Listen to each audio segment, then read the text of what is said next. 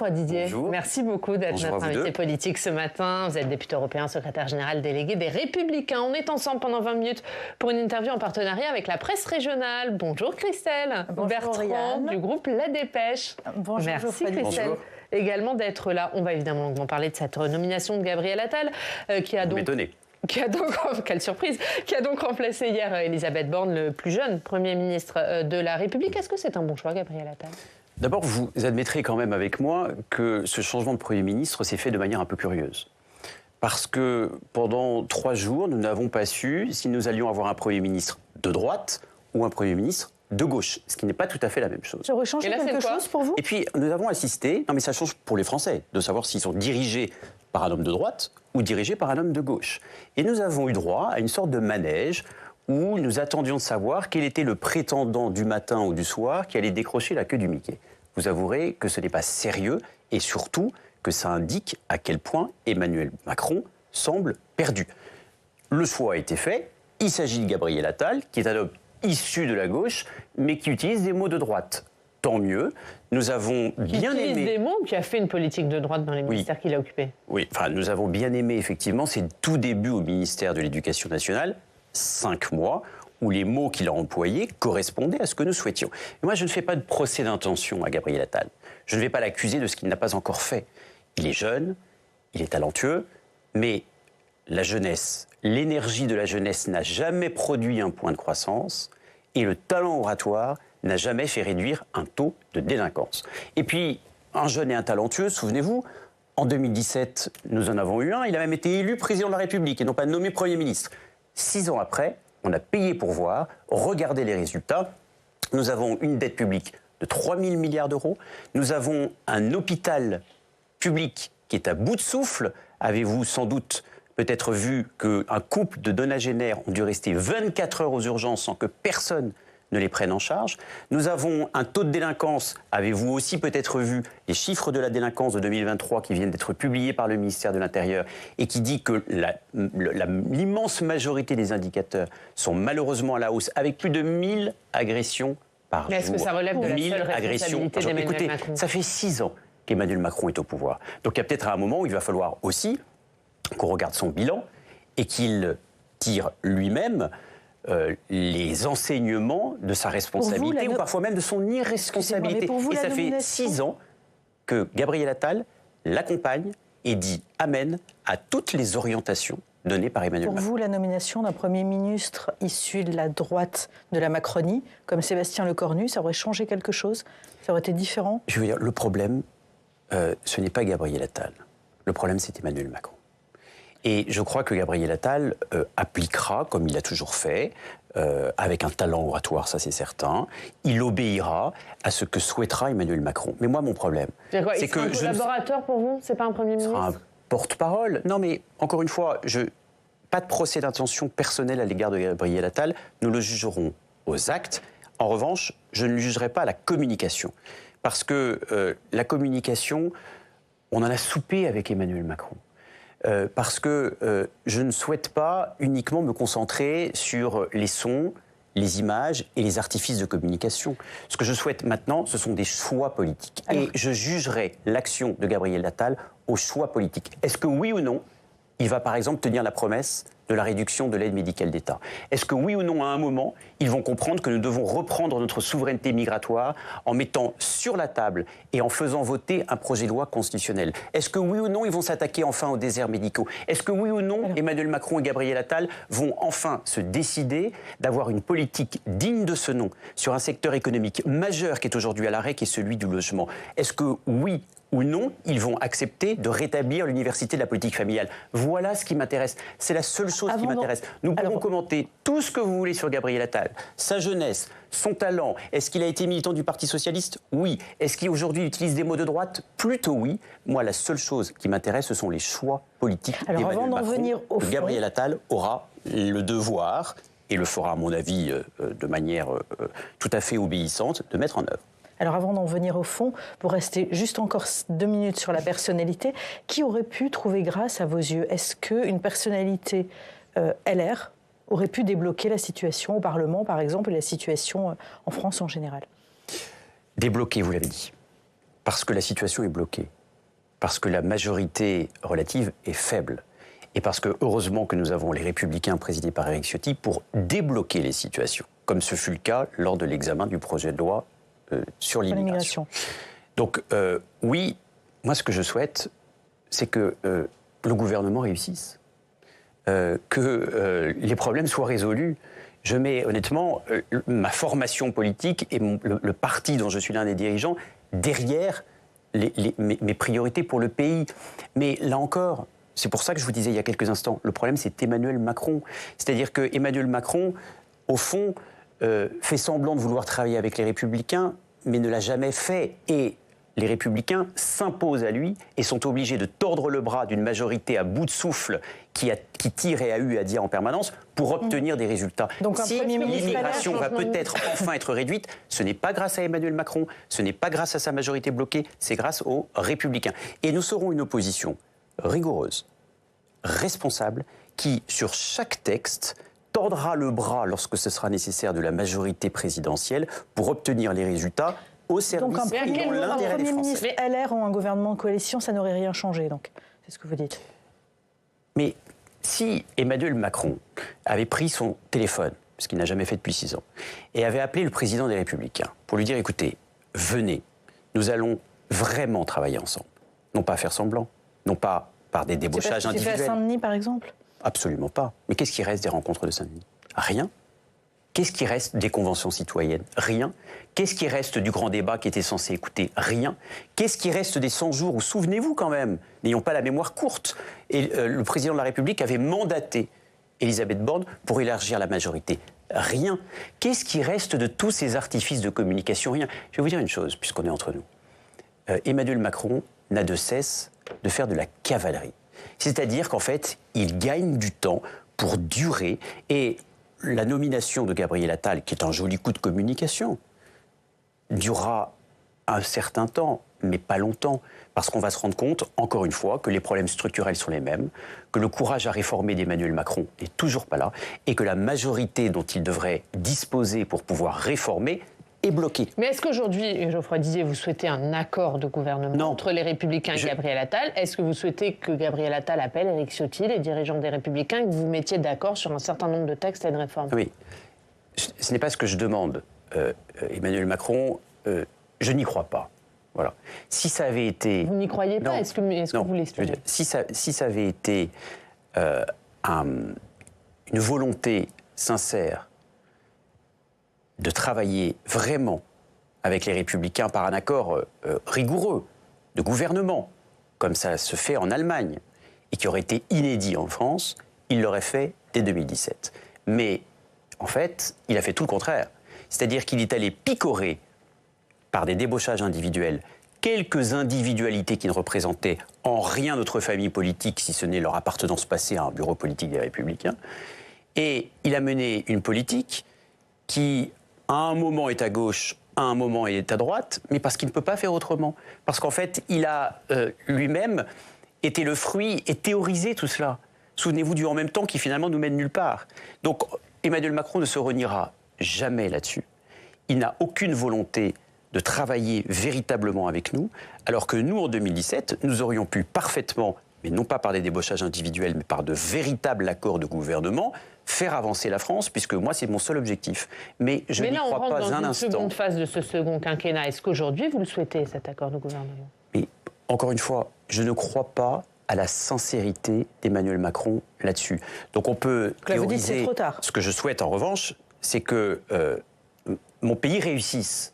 Donc, ce que je souhaite, c'est que le projet des Républicains soit mis en œuvre. Ce que je souhaite, c'est de la clarté. Mais avec Emmanuel Macron, nous n'avons jamais de clarté. Par un accord de gouvernement, est-ce que vous avez encore des marges de manœuvre de l'espace politique ? La meilleure manière de réformer la France, c'est de prendre le pouvoir. Et la meilleure manière d'avancer, c'est qu'il y ait enfin une politique claire, comme celle que les Républicains promeuvent maintenant depuis quelques années, et que nous avons le devoir de mettre en œuvre le plus vite possible, mais ça ne pourra se faire véritablement, c'est ma conviction personnelle, ça ne pourra se faire véritablement qu'au moment de la prochaine élection présidentielle ou au moment d'une éventuelle dissolution, si nous obtenions une majorité absolue à l'Assemblée. Alors, avant de parler d'élection présidentielle, Gabriel Attal a dit qu'il allait recevoir les oppositions, réellement discuter cette fois-ci avec elles. Est-ce que vous souhaitez que les LR se rendent à ces rencontres et qu'en attendez-vous? Est-ce que vous allez avoir des demandes particulières? Vous avez dit dans votre question « réellement ». Ça veut dire que vous avez... Vous venez de dire que Saint-Denis n'avait servi à rien. Ça veut dire que nous sommes d'accord en fait entre nous, mais vous ne l'admettrez pas, moi je le dis pour vous. Nous sommes d'accord entre vous que jusqu'ici, tout ce qui a été initié par Emmanuel Macron faisait semblant et n'était que des artifices de communication. Moi j'attends toujours les conclusions du grand débat. J'attends toujours les conclusions des rencontres de Saint-Denis. Et je comprends pourquoi Éric Ciotti, lors de la deuxième rencontre, n'a pas souhaité s'y rendre, parce qu'il a lui-même évidemment vu à la première rencontre et à l'issue de la première rencontre que ça ne donnerait rien et que tout cela était fait pour amuser la galerie. Aujourd'hui, est-ce que les choses ont changé? Est-ce que les choses vont changer avec Gabriel Attal? Je le souhaite ardemment. Je le souhaite ardemment, encore une fois, parce que je veux la réussite de mon pays. Mais j'ai du mal à y croire. À ces rencontres-là? J'ai du mal à y croire. Ça, c'est une décision qui appartiendra au président Éric Ciotti.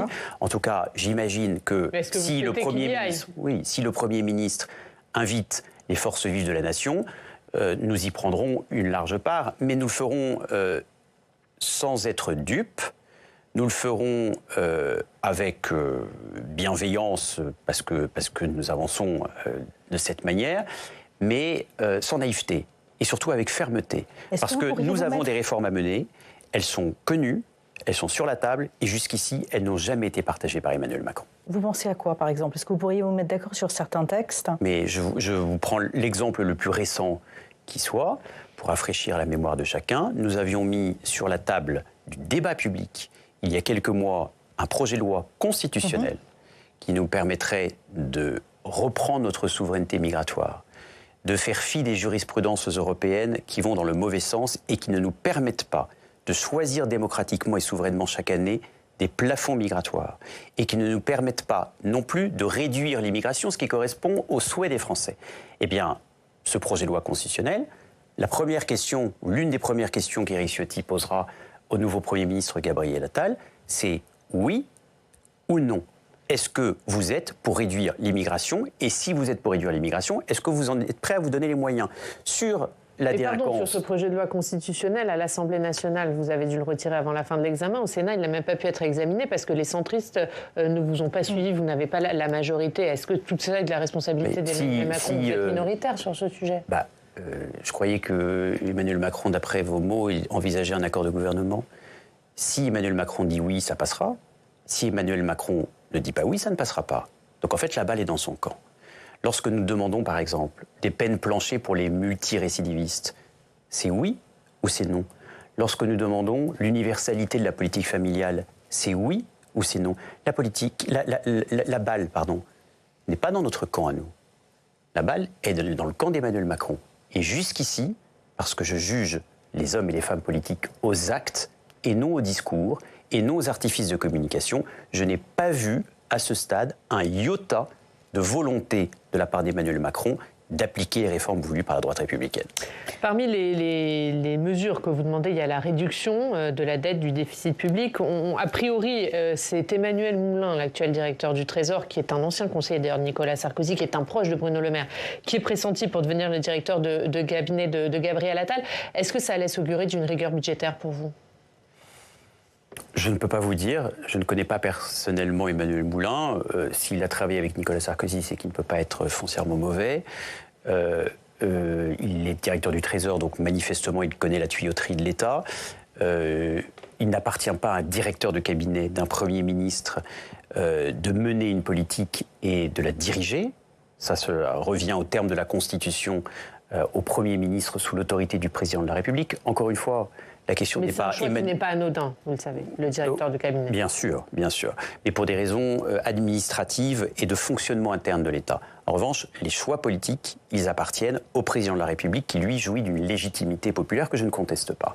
Donc, moi, ce que je veux savoir, et je me tourne vers le Président de la République s'il nous regarde, c'est oui ou non souhaite-t-il appliquer et mettre en œuvre, et pas faire semblant, les réformes voulues par le Président des Républicains et par toute l'équipe de la droite républicaine. Si c'est oui, on travaille ensemble. Si c'est non, et je présage que ce sera non, eh bien, nous nous opposerons fermement, respectueusement dignement et de manière républicaine. Alors, hier, Gabriel Attal, dans son discours de passation de pouvoir, a donné quelques pistes. Il a dit que le gouvernement allait travailler plutôt pour les classes moyennes et favoriser le travail. C'est des pistes qui vont plutôt bien, non ? Je ne connais pas un Premier ministre qui, sur le perron de Matignon, nous dit qu'il va travailler pour les classes les plus aisées et bloquer le travail. Donc tout ça, c'est de la com, pardonnez-moi. C'est-à-dire que ça ne dit rien. Moi, ce que je veux concrètement, c'est savoir si le taux d'emploi, qui est faible en France, contrairement à ce qu'on nous raconte, augmente ou pas. Ce que je veux savoir, c'est si le chômage, qui a baissé, mais comme d'ailleurs partout dans l'Union européenne, ce n'est pas uniquement le fruit de la politique d'Emmanuel Macron, et qui est en train de remonter en France, va enfin pouvoir être réduit. Donc, libérer le travail, c'est effectivement simplifier les normes qui aujourd'hui sont en train avec les impôts de production, empêchent les entrepreneurs, tous ceux qui innovent, qui prennent des risques, qui s'engagent. Ça fait partie des projets énoncés hier par le nouveau Premier ministre. Mais je l'ai entendu comme vous. Les mots étaient doux. J'attends les actes et surtout j'attends les résultats. Et malheureusement, depuis 6 ans, nous n'avons pas les résultats que nous souhaitions. Gabriel Attal a quitté le ministère de l'Éducation nationale moins de 6 mois après son arrivée. Est-ce que vous le souhaitez qu'il cumule et qu'il reste encore ministre de l'Éducation nationale ? J'ai du mal à croire que cela soit institutionnellement possible. Je sais que ça a déjà existé dans la Ve République, sur d'autres ministères, notamment le ministère de l'Économie. Cela lui appartient. En tout cas, je crois que la cause de l'école lui est sincère. J'ai estimé que ses premiers pas, même s'ils n'ont duré que 5 mois au ministère de l'Éducation nationale, allaient dans le bon sens. Donc j'espère que lui, à titre personnel, et je crois là, pour le coup qu'il le fera, s'engagera, qu'il soit ministre de l'Éducation nationale en plus, il suffit d'être Premier ministre pour pouvoir s'engager aussi pour la cause de l'école, le fera, j'imagine quand même secondé par un ministre de l'Éducation nationale qui sera exclusivement sur la cause de l'école, qui est la cause fondamentale. Lorsque vous voyez quand même que, pardon, je sais que vous voulez passer à un autre sujet en vous tournant vers Christelle Bertrand, mais moi j'insiste là-dessus. Il nous reste 3 minutes. Oui, je vais profiter de ces 3 minutes pour vous dire quand même que je m'émeus du fait que la moitié des 16-24 ans en France ne sont pas capables de dater la révolution de 1789. C'est quand même un sujet. Donc on peut passer plus que 3 minutes sur cette cause fondamentale, qui est celle de l'instruction publique, qui est celle de la transmission des savoirs fondamentaux, qui est celle de l'autorité à l'école. Et aujourd'hui, malheureusement, l'école, l'hôpital public, l'état des commissariats et des casernes de gendarmerie, bref, les services publics sont dans un état de paupérisation qui est pour moi un véritable scandale d'État auquel le nouveau Premier ministre va devoir s'attaquer. Christelle, on parle des européennes ? Oui, en choisissant Gabriel Attal à Matignon, Emmanuel Macron a aussi souhaité qu'il mène la campagne et la bataille pour les européennes en face de Jordan Bardella. Est-ce que de ce point de vue-là, au moins, c'est un bon choix selon vous ? Et est-ce qu'il va être capable de challenger Jordan Bardella ? Ah mais ça, la réponse à cette question vous appartient. C'est vous les journalistes. Moi, je suis un acteur public. Donc moi, ce que je peux vous dire, c'est que ce n'est ni Jordan Bardella, ni Gabriel Attal qui vont pouvoir réformer l'Europe et qui vont pouvoir faire de l'Europe la puissance qu'elle mérite. Pourquoi ? Parce que d'un côté, vous avez Emmanuel Macron qui est fédéraliste et qui, il l'a théorisé lui-même. Il l'a dit notamment dans son discours de la Sorbonne, prône une souveraineté européenne, c'est-à-dire une dilution des souverainetés nationales. De l'autre, vous avez un Rassemblement national qui vient chercher sa paye à Bruxelles, mais pour être les fossoyeurs de l'Europe et qui, et c'est d'ailleurs ce qu'ont en commun Marion Maréchal et Jordan Bardella, appartiennent à des familles politiques qui ont toujours combattu le projet européen. Donc vous avez d'un côté Emmanuel Macron qui veut plus d'Europe en France, alors que nous voulons plus de France en Europe. Et de l'autre, vous avez des formations politiques qui ont toujours combattu l'Europe. C'est ni l'un ni l'autre. En revanche, nous, au sein de notre délégation, et avec François-Xavier Bellamy, nous avons mené des combats. Nous avons obtenu des résultats. Nous avons beaucoup appris. Lorsque François-Xavier Bellamy dit ses 4 vérités au chancelier Olaf Scholz au Parlement européen. Pas trop à le désigner, François-Xavier Bellamy. Non, mais attendez, c'est dans 5 mois, ça viendra. Ne vous inquiétez pas. Mais la campagne est lancée. Vous voyez, Jordan Bardella est lancé depuis longtemps. Gabriel Attal va rentrer en campagne. Est-ce que vous n'êtes pas en retard ? Absolument pas. Alors, vous savez pourquoi nous ne sommes pas en retard ? Parce que nous, ça fait 5 ans que nous agissons, non pas que nous parlons. Parce que nous avons un bilan, un actif, alors qu'eux ont un passif. Nous avons une constance dans l'action. Nous avons, lorsque François-Xavier Bellamy dit ses 4 vérités au chancelier Olaf Scholz, notamment sur l'énergie, au Parlement européen, lorsque pour ma part, en tant que négociateur de la première régulation au monde des réseaux sociaux, j'agis pour que les grands réseaux sociaux, les GAFA, qui sont aujourd'hui des entreprises aussi puissantes que des États, soient contraintes d'enlever les contenus manifestement illicites comme le harcèlement dont tant de jeunes sont victimes, comme la pédopornographie ou comme l'apologie du terrorisme. Ça, c'est de l'Europe concrète, c'est de l'Europe utile. Vous ne craignez pas que cette campagne se fasse aujourd'hui entre Jordan Bardella et Gabriel Attal? Ce serait malsain. Ce serait malsain. Ce serait malsain que la seule alternative au pouvoir en place, ce soit l'extrémisme. Et je pense que nous pouvons être offensifs sans être extrémistes, et c'est exactement ce que nous allons porter. Nous sommes animés par une volonté de porter le projet européen, mais aussi animés avec la même force par l'objectif de remettre l'Europe à l'endroit, parce que trop souvent, elle a régulé là où ce n'était pas nécessaire, et elle a dérégulé là où il aurait fallu réformer. Une dernière question, Christelle? Oui, pour vous, François-Xavier Bellamy reste quand même le bon candidat, parce qu'on est sur des profils très similaires, ou est-ce que ça peut être mis en question d'ici? Similaire avec Là, je parlais en termes de sociologie entre Gabriel Attal et Jordan Bardella. On est sur 3 profils un peu... Encore une fois, ce ne sont pas des profils, ce sont des actions qui sont menées, ce sont des délégations qui ont travaillé, ce sont des bilans qu'il va falloir comparer, et ce sont des volontés politiques. Il y a une volonté politique de fédéralisme d'un côté, il y a une volonté politique de mettre l'Europe par terre chez Jordan Bardella et ses alliés, et il y a une volonté politique de remettre l'Europe à l'endroit, parce que oui, nous sommes pro-européens, mais nous voulons d'abord reprendre la main en Europe, là où c'est nécessaire, comme par exemple sur les questions migratoires. Merci Geoffroy Didier. Merci beaucoup d'avoir été notre invité politique. Christelle, à la une de La Dépêche, et Gabriel Attal, l'homme du président. C'est à lire à la une de votre journal. Merci Christelle, à la semaine prochaine. On passe au Club des Territoires.